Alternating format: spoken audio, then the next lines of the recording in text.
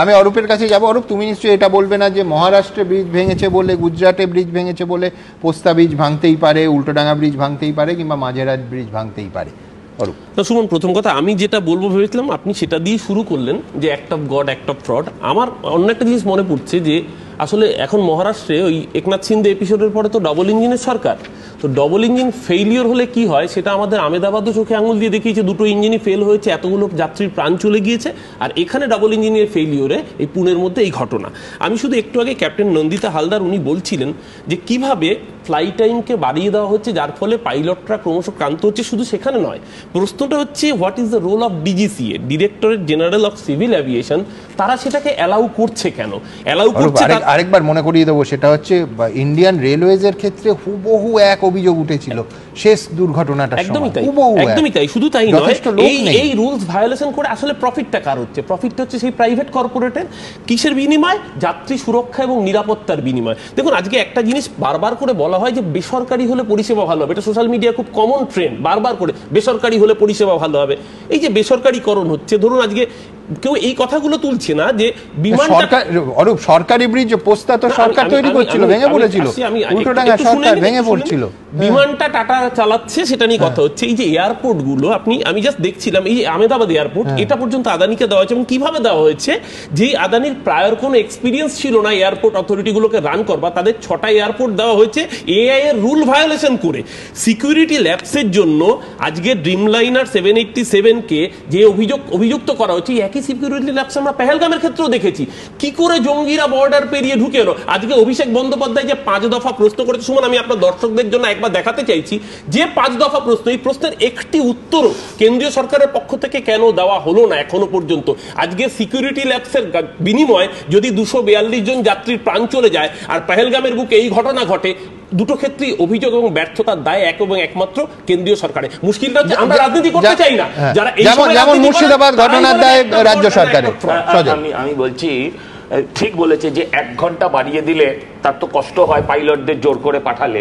60 বছর ছিল ডাক্তারদের বয়স, 65 করে দিলে সেখানেও কিন্তু সার্ভিসের মান খারাপ হয়, সেখানে মানুষ মারা যায় নীরবে, কারণ একসাথে 200 লোক মরার খবর আসে না। তো আমি আপনাকে বলছি আইআরসিটিসিতে সারদাকে যে ঢোকাচ্ছিল ক্যাটারিং এর, সে তো পাড়ার বিয়ে বাড়িরও ক্যাটারিং করেনি কখনো।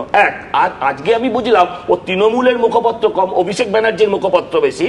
আমি প্রশ্ন করি, যে 5 দফা দাবি করেছে, আপনি ওনার বিদেশে সফরে সেইগুলো চালান আর আজকে এগুলো চালান, মুখ আর মুখোশ দুটো আলাদা হয়ে যাবে। তৃণমূলের মুখপত্র ছিল, এখন আছে, এখন শুভেন্দু অধিকারী, সেটা অন্য কথা, ছেড়ে দিন। আমি খুব পরিষ্কার ভাবে জানতে চাই, তৃণমূলের বললে বিজেপির বলে, শুভেন্দু অধিকারী তো তৃণমূলের নেতা ছিল, সেই জন্যই বলছি কোন দলের নেতা ছিল বুঝতে পারবো। সেই জায়গায় দাঁড়িয়ে আমি খুব পরিষ্কার করে বলছি, ও যে কথা বললো না 60 বছরের বয়স, 65 বছর, শুনুন, একটা দলের অলিখিত না লিখিত নিয়ম আছে যে 75 বছর বয়স হলে অবসর নিতে হবে।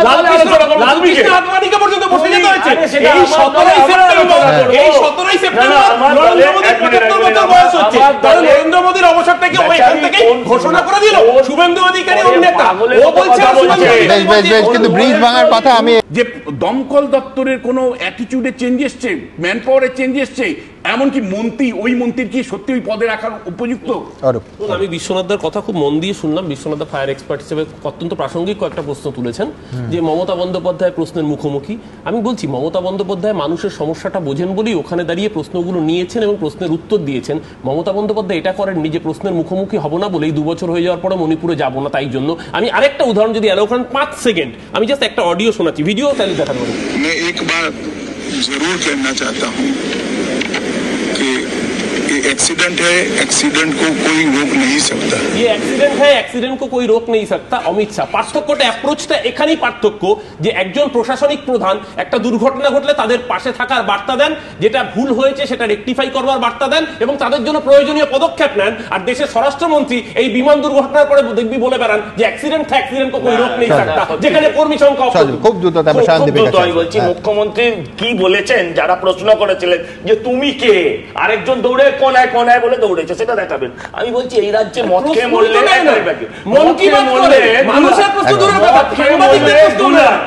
খেয়ে মরলে 2 লাখ, আর যদি সর্বস্ব পড়ে যায় তাহলে 1 লাখ।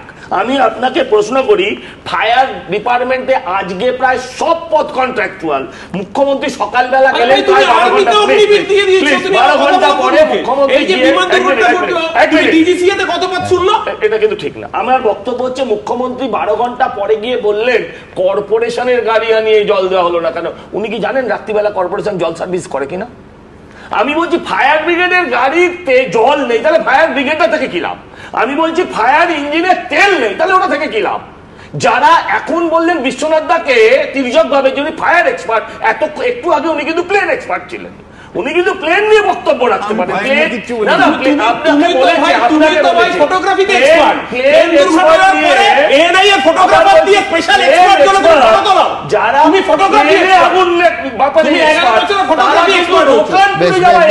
আমি সায়নদীপের কাছে যাবো। সায়নদীপ, নিঃসন্দেহে